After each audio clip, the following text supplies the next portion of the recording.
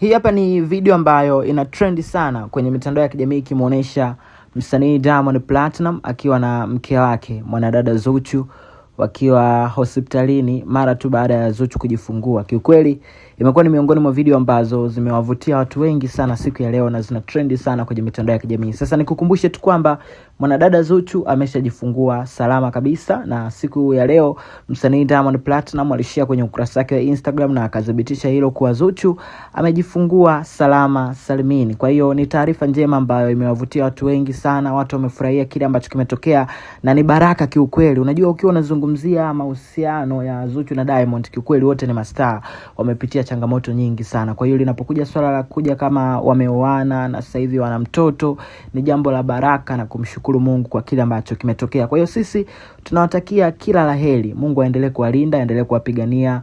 Sasa hivi tunafahamu ana mtoto, ni maisha mapya tayari. Waendelee kuzidisha dua kila siku. Unajua swala la kupata ndoa au kuolewa au kuoa ni swala jingine.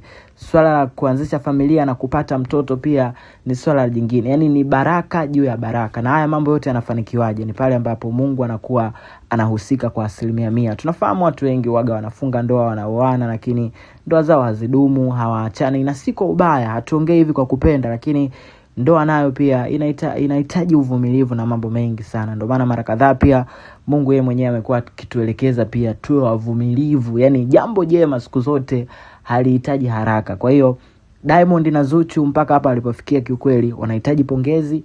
Wanastahili kila sifa ya kupongezwa kuwa hapa wamefika sehemu sahihi na nzuri, na sisi tunawapongeza, tunawaombea kila siku. Mungu aendelee kuwabariki mara tena na tena na tena. Awabariki, wafike mbali na maisha yao yawe marefu zaidi kwenye ndoa, waenjoy na wafurahi kila siku. Mimi naitwa Bounce.